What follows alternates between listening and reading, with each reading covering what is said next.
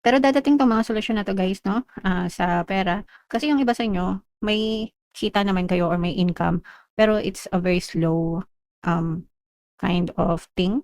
Medyo sabihin na natin medyo maliit, medyo mabagal yung daloy ng, pera sa inyo guys 'no. And feeling ko yung iba, kahit na anong sikap or sipag, maliit pa rin yung dumadating. Um, Imbes na magreklamo kayo, be grateful guys.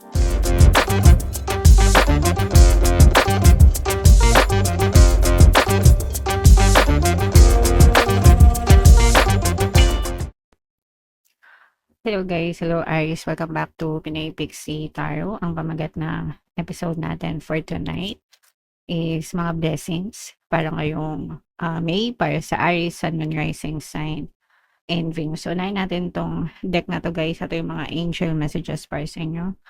So, you are stronger than you think you are, and your strength assures a happy outcome. You're strong guys, you're brave, you're confident, believe in yourself mga kapiksi, maniwala lang kayo sa sarili nyo guys, no? And the more na naniniwala kayo sa sarili nyo, the more na nag-gain kayo ng confidence, the stronger that you get as well, guys, okay? So yeah, wag kayong mag-give up, wag kayong susuko sa mga hamon ng buhay, mga kapiksi, especially sa mga kapiksi natin na may mga problemang pinagdadaanan, okay? Another message guys is meron tayong leap of faith, no? Take a risk and put your heart's true desire into action. Huwag kayong matakot, sabi ko nga, di ba? Malakas kayo, strong kayo, brave kayo, confident kayo, believe in yourself guys. And huwag kayong matakot na sumubok ng mga bagong bagay sa buhay nyo. Mga kapiksi, you can be, do, and have anything that you want in your physical reality. Kahit ano pwede, as long as naniniwala kayo sa sarili nyo. The universe always has your back guys, di kayo papabayaan ni universe ng mga divine spirits, mga kapiksi. And bodies of water, saktong-sakto guys, summer season. So maraming nagbe-beach guys, no? And may cleansing properties yung mga bodies of water, mga ilog, dagat, no? Karagatan, anyong tubig. So, maligo kayo guys, lalo na kung may chance, no? Kung malapit naman kayo or kung meron kayong mga bakasyon na travel, ganyan. Para ma-cleanse kayo. Ma-cleanse and ma-recharge, mga kapiksi. Okay? Alright. So, comment down below guys if naka-resonate kayo dyan. Ito naman ay sa love guys. Tingnan naman natin yung mga love message sa inyo. So, finances and career, ibig sabihin nito guys, nagkakaroon kayo ng problema sa relasyon dahil sa pera at saka dahil sa trabaho din. So, pwedeng nagkakaroon kayo ng problema sa pera, tapos naapektuhan yung relasyon nyo, o kaya may mga issue kayo sa trabaho, tapos nagiging issue din siya sa relationship. Yung sa trabaho guys, mostly kapag kunwari busy sila, wala silang panahon, or pwedeng kayo yung busy. Pwedeng magkabaligtad yung roles guys. Walang masyadong panahon, walang masyadong time, kasi masyadong focus sa career or business. So, nakakaapekto siya sa relationship ng iba sa inyo guys. Ito naman, unrequited love. Ibig sabihin nito one-sided, mga kapiksi. So, it's either ikaw lang yung may gusto sa kanya, ikaw lang yung nagmamahal sa kanya, or siya lang yung may gusto sa'yo, siya lang yung nagmamahal sa inyo. Pagka ganito guys, unrequited, nakaka-drain to, hindi to magtatagal, mga kapiksi. Pwedeng nakakatagal pa kayo ngayon kasi gusto nyo pa. Pero kapag hindi yan nasuklian guys, bibitaw at bibitaw din kayo. So, wag nyo nang sayangin. Wag nyo nang sayangin yung oras at panahon nyo, mga kapiksi. Bitaw na kung may time para hindi na masayang yung panahon, oras, yung mga investment nyo guys, okay? And ito naman ay new love sa mga single. Ito guys, no, magre-resonate sa mga single. Ibig sabihin maaring may bagong paparating na pag-ibig sa inyo, bagong person, bagong relasyon, guys, okay? Bagong connection. So comment down below guys if feeling nyo naka-resonate kayo dyan. So, shuffle natin 'to guys, hanapin natin yung energy ng Aries. Habang sina-shuffle ko 'to, panoorin niyo muna yung video natin regarding sa ating paano mag-manifest ng abundance video course. Kapiksi, sawa ka na ba sa mga struggles at hirap sa buhay mo?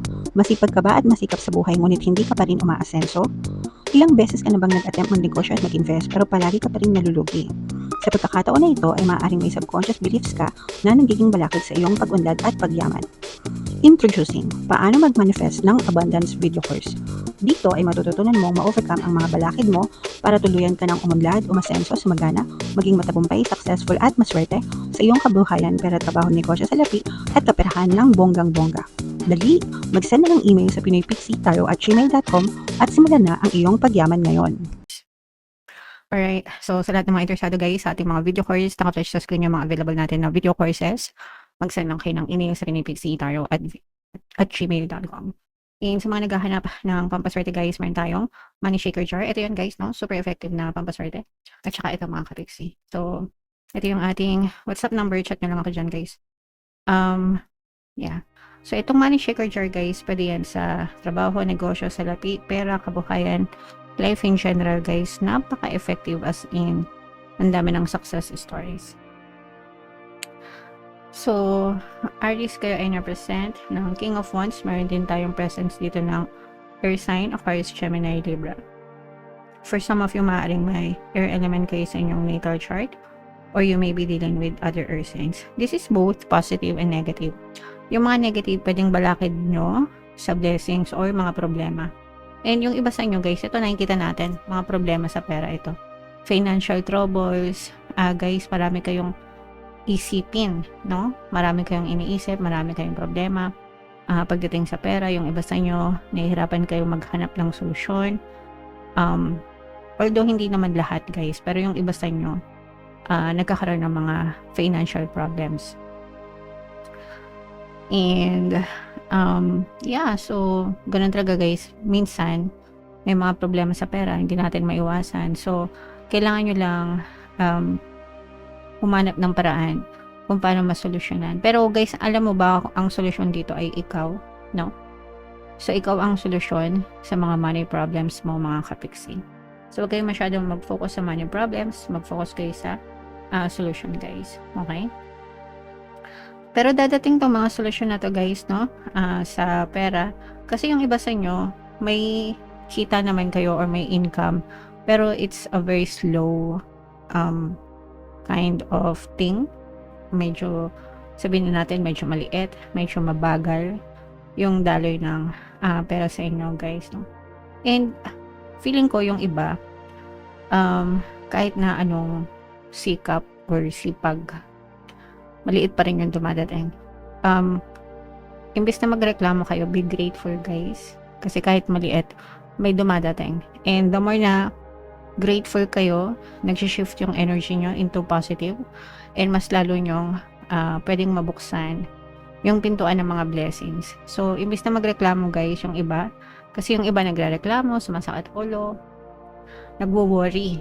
Hindi naman natin maiwasan na mag-worry kapag may money problems, pero you have to trust na magiging ma-okay din ang lahat guys, para wag masyadong ma-block yung pagpasok ng kaperahan sa inyo guys. Okay? Alright. And ito yung blessed sa relationship, mga kapixie, no? Sabi nga natin, guys, this is a new love connection, mga kapixie, sa mga single guys, no?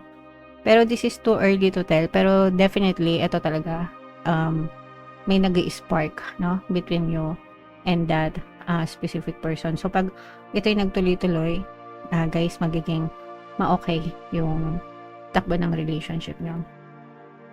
Yung iba guys, meron kayong something na sisimulan online, ito mga kapixie, no? So kapag ito'y nagtuloy-tuloy, maaari din ito magpasok ng blessing. So kung nagbabalak na kayo doon sa mga nasa online world na guys, no, nasimulan nyo na, ituloy-tuloy nyo na lang mga kapixie. Kailangan nyo lang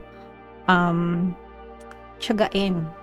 Kasi kailangan yung ma-build yung momentum, yung network, yung algorithm nyo, di ba?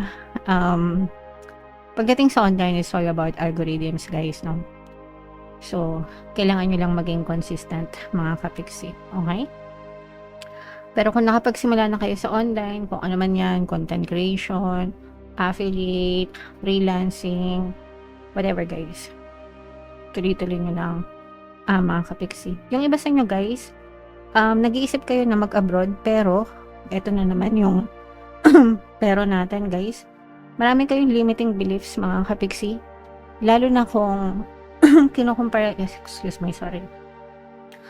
Kung kinukumpara nyo yung sarili nyo sa ibang tao, yun yung nagiging balakid sa journey nyo, guys, no? So, kunwari, nag-a-apply kayo ng trabaho, kahit sa abroad pa yan or whatever, parang palagi nyong iniisip na baka hindi ako matanggap, baka may mas magaling sa akin, baka hindi ako pumasa sa requirements, no?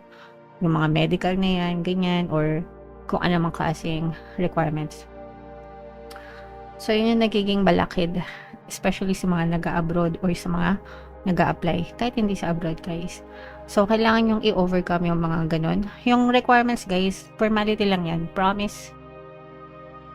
Kahit mag-apply kayo nang hindi kayo pasok sa mga requirements, basta yung mindset nyo is maganda, matatanggap at matatanggap kayo. Trust me. Kasi nagawa ko na yan dati. Underqualified, pero natanggap pa rin sa trabaho and dun sa posisyon na in-applyan. Okay? So, wala yan sa requirements. Nasa sa inyo yan. Depende kung gaano kalakas yung inyong paniniwala, guys. Okay? And again, no, may manliligaw sa inyo, may susuyo sa inyo, guys, pagdating sa love. Ito magiging very sincere itong person na to. Talagang ipapakita niya sa'yo na gusto niya na maging in a relationship and gusto kanyang i-pursue para sa isang romantic na relationship, mga kaps. Okay? Alright. So, yan yung mga blessings, potential blessings nyo sa relasyon, guys, and sa online world. Yan talaga yung nakita natin for you guys. So, comment down below if naka-resonate kayo for more tarot readings, guys. Ito yung playlist nyo. Ito naman yung ating success stories lang. Paano mag-manifest ng abundance video course. Panoorin nyo itong video natin, guys, about money shaker jars. Thank you for liking, sharing, and subscribing. See you next time. I love you all. Have a nice day. Bye-bye.